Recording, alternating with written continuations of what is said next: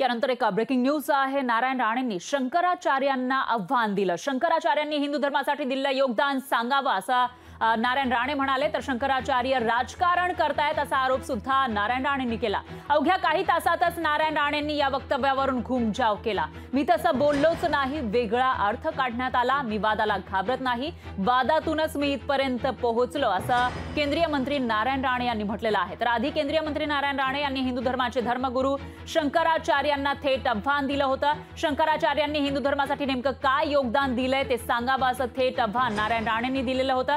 शंकराचार्य हे राम मंदिर सोहळ्यासाठी येणार नाहीत आणि त्यावरून नारायण राणेंनी हे थेट आव्हान शंकराचार्यांना दिलेलं होतं। पण अवघ्या काही तासातच नारायण राणेंनी त्यांच्या वक्तव्यावरून घुमजाव केलं। मी तसं बोललोच नाही, त्यांचा वेगळा अर्थ काढण्यात आला असं विधान मंत्री नारायण राणेंनी केलं।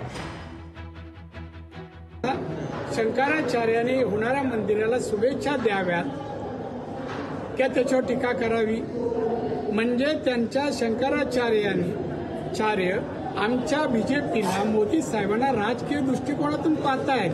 हे राजकीय दृष्टिकोनातून मंदिर होत नाही, धार्मिकतेने राम आमचा देव आहे, दैवत आहे आणि त्याच्यासाठी हे सगळं होत आहे आणि केलं जात आहे। दिवस पूर्ण होण्याचा कधीही होऊ दे, पण रामाची मूर्ती तिथे जागेवर येते, आम्हाला नतमस्तक व्हायला येईल याचं समाधान आहे आम्हाला। शंकरांच्या म्हणण्याला त्यांचं योगदान त्यांच्या जीवनातलं सांगावं। हे योगदान हिंदू धर्मासाठी दिलं जे रामाने दिलं नाही। रामाने म्हणताय 4 साधू असे म्हणाले,